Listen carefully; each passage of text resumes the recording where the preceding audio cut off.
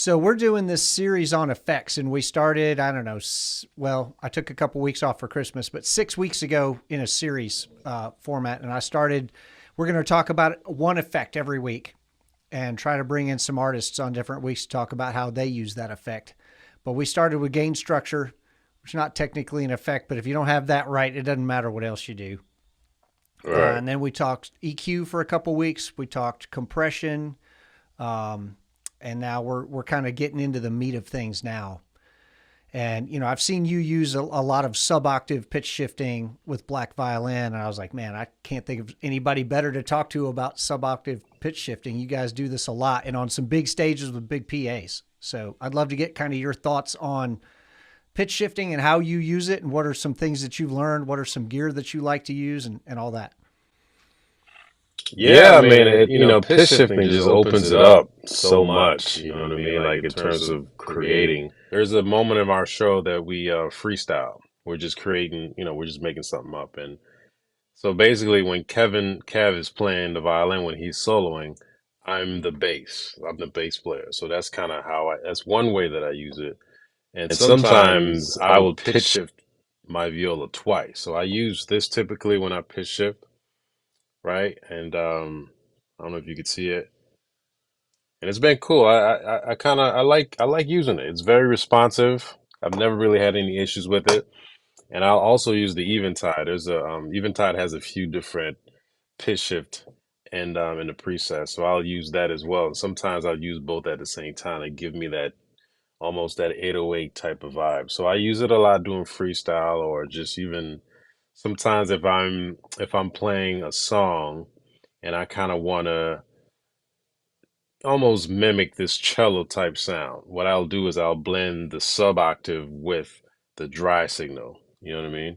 I'll do that and just really, I think for us, we really try to stretch the envelope because when the crowd sees the viola and they hear what's coming out, and they're like, man, how's this guy making this thing sound like a cello or a bass? You know what I'm saying? They just lose it. So we, whatever we can do to really stretch the envelope and just, make the crowd just go even crazy is what we do. And pitch shifting is one of the biggest things that I love to do. It's fun, you know what I mean? It's dynamic, it kind of creates a lot of depth sonically.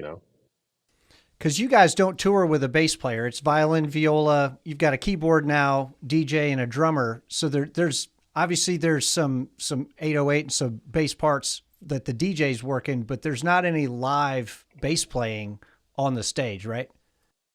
There's not, and that's kind of on purpose. We used to tour with the cellist I used to play. He used to like use the octaver as well. But our keyboardist is also he plays the key bass as well.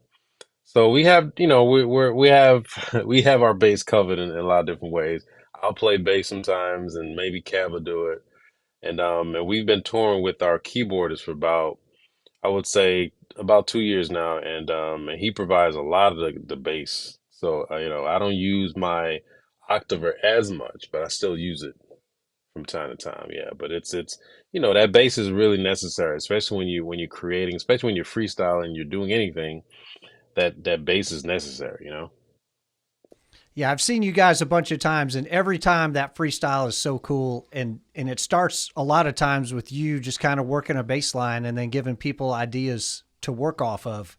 And it just always sounds so good, especially with those subs popping in there. Yeah, man, it's fun.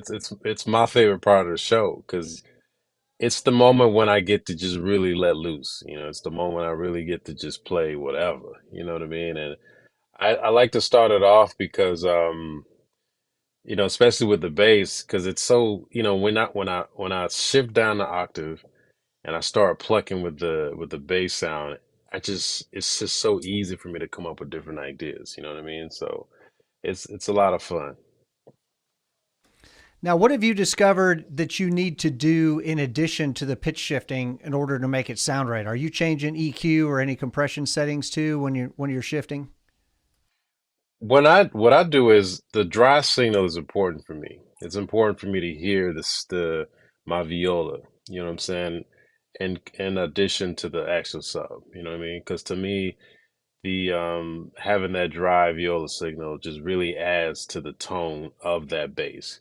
You know what I mean? It makes it a bit more natural. It makes it less kind of like, it makes it sound less like a viola trying to sound like a bass. That makes sense. You know what I mean? So I do that. I don't do too much EQ, but I use a Eventide preamp that comes out of my wireless. So that's the preamp that I typically would use. And I've gone through so many different preamps. But that's the preamp that I use, and it's a really nice, warm, clean signal.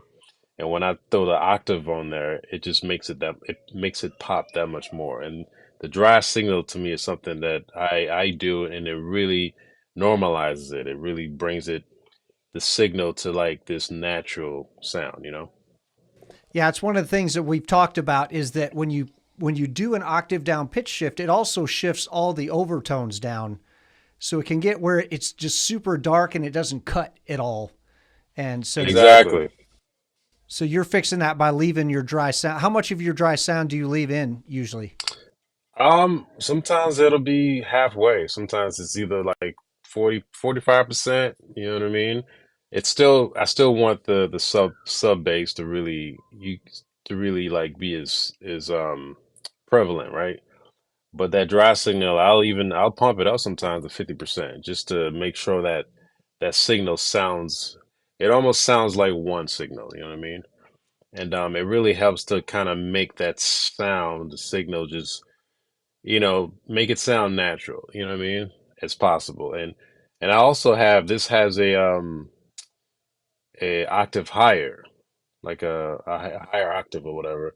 And I don't use it as much. Sometimes I use that when I'm doing distortion, because sometimes I would use this in conjunction with distortion. And I'm telling you, this with distortion with the octave lower, it's just like I don't know if you heard that song on our Take the Stairs album. What's it called? Lost in the Garden. That's That's Oh me me yeah. plucking. If Okay. yeah, you listen if you listen to that, it's the octaver plus a distortion, some dry signal, and maybe a little bit of octave higher in there, and it just sounds really dynamic and big and just huge, you know.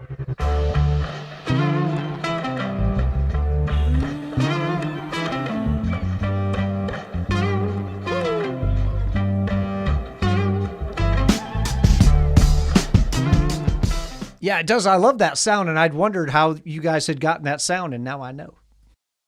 Yeah, that's it, man. That's me plucking the viola, you know. That's something I do on stage all the time, just goofing around and when we started working on the album, it's something I just, just playing around, just being creative, you know. So where do you have your pitch shifter in your signal chain? Is it pretty early? Let's see. It is. It's definitely before anything that has to do any reverb, anything like that. Let me see. I don't have my pedal system here because it's in storage somewhere. About to hit the road. But I typically have it like I'll have my preamp, then I'll have kind of like my distortion, then I'll have the pitch shift. You know what I'm saying? Anything like a delay, like I'll have the delay and reverb after that, you know? So that's kind of how I have it set up. Any like tremolo, anything like that, I'll have it kind of like after. But I'll have it pretty early just because I want that signal to come through. I want it to be very like, very clean. So the pedal can pick it up. Especially Especially when when I'm using the Eventide. The Eventide sometimes it'll just drop the signal a little bit. So So you've got the pitch shifting after the distortion. I've always done it before, and I was kind of meh about the results. I'm gonna have to try putting it after. I like that. it works for me. I've never tried it before, but it could work too. For me, I just anything that deals with the signal, like for me, I have to because I know how the pitch shift works sometimes. Sometimes it's if it's coming after so much things that's happening, especially like if you're dealing with reverb, if you use a lot of reverb and delay and all of that, if you put the pitch shift after that, the chance of that signal kind of dropping out just for a second goes up. You know what I mean? So for me, I like to have that signal, and it's good. I think I'll even try putting it first. I'll put it like the preamp and maybe the pitch shift, because I think it might be a little bit better. You know what I mean? But I've never had any issues with it coming after my distortion, so it works for me for now. So Cool. And then have you tried, you've obviously experimented with playing double stops through different distortion or through different pitch shifting pedals. And is that how you ended up picking the Pog just because of the way it tracked and all that?